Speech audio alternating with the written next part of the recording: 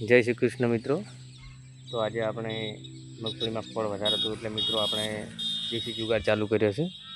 તો મિત્રો આપ આ જોઈ શકો છો મગફળી ખરપાન ચાલુ કર્યું છે, કેમ કે ફળ વધારે હતું એટલે દવા નાખો તો મિત્રો એમ થતું હતું કે મગફળી વિકાસ ઘટી જાય એટલે ઢૂંઢીઓ અને કેવડા ખરપો અમુક ઢૂંઢીઓ કે અમુક ખરપો કહે છે તેનાથી ખરપા ચાલુ કર્યું મિત્રો, એટલે ખોળ બીજું કમ્પ્લીટ લેવરાઈ જાય છે। અને આજથી મિત્રો લગભગ 25 દિવસ થયા એ મગફળીને। મિત્રો તમને મગફળી કેવી લાગે, 25 દિવસનો વિકાસ સારો છે કે નહીં સારો મિત્રો કોમેન્ટ કરજો। અને મિત્રો જો આમાં 4 કટ્ટા આમાં વાયા છે અને આગળ પેલી બાજુ 4 કટ્ટા એમાં વાયા છે। અને મિત્રો વરસાદની થોડી ખેંચ છે એટલે વધુ પો નહીં થતો મગફળીનો।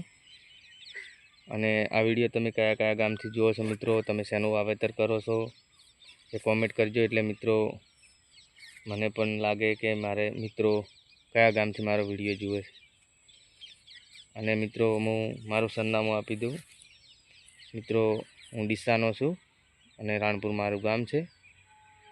અને અમે મગફળી, બાજરી, મરચાં અને ટેટી, તરબૂચ એનું વાવેતર કરીએ છીએ મિત્રો। અને તમે શેનું વાવેતર કરો છો મિત્રો એ કોમેન્ટ કરજો।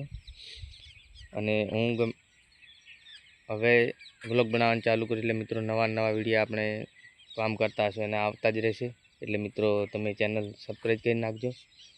અને મિત્રો ઘણા લોકો દવા નાખે છે, અમારા બાજુમાં ભાડો દવા નાખી દેખાય અમે, પણ એ દવા નાખવાથી મિત્રો એમ કે દવાનો તો મગફળી ઝીઝર કપાઈ જાય થોડુંક, અને આપણે જેટલી હાથેથી મહેનત કરો એટલું તો પરિણામ અલગ હોય મગફળી।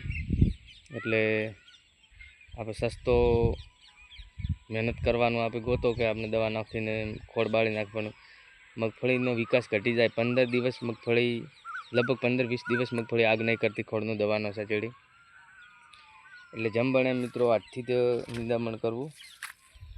જો મિત્રો તમને ખોળ શું છે એ પણ બતાવી દઉં મિત્રો। જો આ કટાળીઓ છે, એટલે સવારને બપોરના ટાઈમે અમે ઘરે જતા રહો, સવારમાં આવો 11 વાગ્યા સુધી જે બને એટલું ખોળ ઉખાડી હશે। અને મિત્રો દવા બીજી નાખી નથી, જુઓ થોડી પીળી પડી છે મિત્રો, દવા નાખી હતી પણ વળી ખબર નહીં શા કારણે પીળી પડી ગઈ। આ સાઈડ પીળી ઓછી છે પણ આ સાઈડ થોડી વધારે દેખાય। તો મિત્રો જુઓ આપણું ખેતર,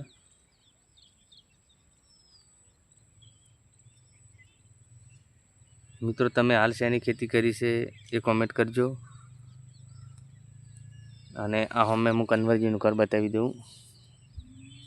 હાલ મારે મોબાઈલ થોડો જૂનો પડે એટલે ઝૂમ નહીં થાય। આ આગળ કન્વરજીનું ઘર આવ્યું છે, એને હાલ નવું મકાન બનાવ્યું છે। કન્વરજીના વિડીયા તમે લગભગ દેખતા જ હશો। કન્વરજી અમારે પાડોશી છે અને કન્વરજી બહુ ફેમસ પણ છે। તો મિત્રો વિડીયો ગમે તો લાઈક કરજો અને શેર કરજો મિત્રો। ધન્યવાદ, જય માતાજી।